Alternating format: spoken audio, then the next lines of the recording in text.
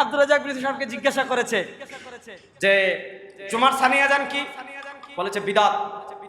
উনি কিভাবে বলে না, বলেছে কি বিদআত। বলেছে তাহলে ওসমান রাদিয়াল্লাহু তাআলাকে বিদআত করেছেন? কয় হ, ওসমান রাদিয়াল্লাহু তাআলা কি করেছেন? বিদআত করেছেন। নাউজুবিল্লাহ, আসতে বলেন। আচ্ছা, ওটাকে বুকের উপর হাত বাঁধা, দোয়া করতে সময় হাত তুলছে, বেচারা হাত বুকের উপর আছে, তো ওইটাকে হাত বাঁধার দলিল? আচ্ছা ধরে নিলাম ঠিক, প্রথম হাত বাঁধছেন ইসহাক ইবনে রাহুয়া বুকের উপর, ধরে নিলাম আলবানী রাহিমাহুল্লাহর এই বক্তব্য ঠিক।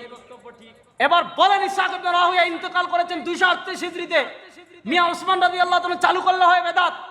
ওসমান রাদিয়াল্লাহু তাআলা জুমার সানি আযান হয়েছে চালু, সব সাহাবা একরাম মেনে নিয়েছেন, ওইটা হয় বেদাত। আর 238 বছর পর বুকের উপর হাত বাঁধা চালু হইলে ওইটা হয়ে যায় সবচেয়ে সহি সুন্নাহ। না ফাইজলামির আর জায়গা পান না।